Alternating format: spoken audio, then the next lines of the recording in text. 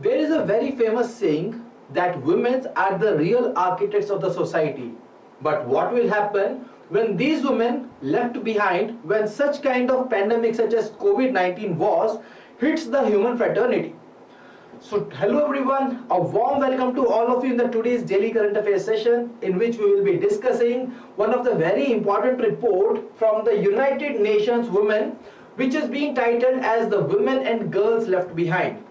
So before starting the session, if you are new to our YouTube channel, kindly subscribe it and press the bell icon to receive all the latest updates of the courses and videos offered by us. And you can also join our Telegram channel to get the access to the PDF of these sessions. To join the Telegram channel, kindly click on the link given in the description below. So now, moving on to the session, when we talk about the title of the report has been titled as The Women and Girls Left Behind, Glaring Gaps in the Pandemic Responses. See, the emerging evidences have already shown that the COVID-19 pandemic has compounded the existing vulnerabilities which were existing in the lives of women. And that's how this particular report analyzes the socio-economic impacts of the COVID-19 pandemic on the lives of women in 45 countries across 6 regions. And when we talk about the key areas of concern on the basis of which this report analyzes the COVID-19 impact on the life of women, then these 5 key areas are the relief and social protection measures, participation in the workforce, unpaid care and domestic work, emotional and physical well-being, and access to the goods and services. And one very important part that this report says that the women and girls have disproportionately suffered the socio-economic impacts of this COVID-19 pandemic, whether it was in the terms of jobs or it was in the terms of reduced work hours or the increased intensity of the care and domestic work or the strain on their physical and mental health.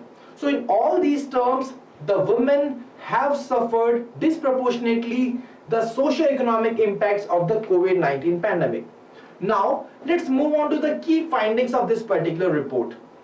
And when we talk about the key findings, when we talk about the women who were living with the children, they were more likely to lose their jobs than men, as the report finds that 29% of the women lost their jobs as compared to 20% of the men. And when we talk about the reduced working hours, and most particularly for the younger women that are aged between 18 to 24, then 56% of the women were more likely to see the reduced paid work hours as compared to 44% of the men. And when we talk about the job recovery, once again women were less likely to see the job recovery, as this report says that the number of employed women in 2020 is projected to be 13 million less than in year 2019. And that is the reason I am marking the star here, as this is one of the very important key finding of this particular report. And when we talk about the support, see, during the COVID-19 pandemic, we have seen that the government, the non-profit organizations have come towards in providing the support. But when we talk about this particular support, then this report analyzes this particular support in 3 dimensions. The first dimension is the cash relief. The second dimension is in the terms of unemployment insurance. And the third part is the NGO support. And when we talk about the very first dimension, and my dear learners, here all these dimensions and the findings have been mentioned here in 4 different circumstances. When we talk about the very first, it says that the women who were living with the children, the women who were living without children in the household were less likely to receive the cash relief, as only 8% women received the cash relief as compared to 17% of the men. And when we talk about the single women who were living with the children in the household, they were less likely to receive the cash relief, as 12% women only received the cash relief as compared to 25% of the men. And similarly, we can see for the unemployment insurance and the NGO support, as the woman was less likely to receive the support as compared to the men. But there was an exception. There was an exception, as only partnered women living with the children were slightly more likely than partnered men living with the children, as 11% of the women received the cash relief as compared to 9% of the women. 6% of the women received unemployment insurance as compared to 5% of the men. And once again for the NGO support as well, 11% of the women received the NGO support as compared to 9% of the men. So you can see here that how much disproportionately the women were more likely to suffer the socio-economic impacts of the COVID-19 pandemic as compared to men. And some more important findings have been mentioned here. You can go through them for the value addition. And now, when we talk about the countries who were really targeting the economic security of the women, and they were having some pandemic related policies, then we can directly say here that in those countries 1.6 times, see, women were more likely to receive the government relief 1.6 times. But when we talk about those countries where these particular policies were not there, then 1.3 times more likely they were suffering and experiencing the adverse impacts on their emotional or mental well-being. And some important data about the which have been specially mentioned in the report is about the Colombia and Senegal, where the policy measures were targeted on the women's economic security, and it has been mentioned that more than half of the women reported receiving cash relief, and women were more likely than men to do so. And one more important part about the Central African Republic have been mentioned here, that 40% of the crisis committee for the COVID-19 established in March 2020 consisted of the women, and around 2/3 received cash relief as compared to 52% of the men. And one more important part that this report says, that this report revealed that the government cash relief was not associated with the losing one's job in the most countries. That means in most of the countries, providing the cash relief by the government was not at all associated for the one who has lost his or her job. Okay. Now, when we talk about the mental or emotional stress, here you can see that in 22 out of 33 countries, women were more likely than men to report that their mental well-being has been impaired. And when we talk about the younger women, 71% of the women have experienced greater mental or emotional stress as compared to only 59% of the men. And when we relate the emotional stress or mental well-being with the lost job, then this particular report also mentions that 1.6 times that women who have reported an increase in the unpaid work were 1.6 times more likely to report increased mental or emotional stress, while this particular part was only 1.4 times in the case of men. So once again it has been proved that women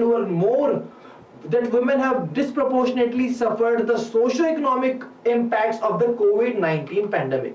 And when we talk about meeting their health needs and getting the basic amenities, then once again this report shows the harsh reality that 48% of the women had difficulty in accessing the sanitary and health products, while this report also says that 37% of the women had trouble accessing the medical care, including obstetric and gynecological services.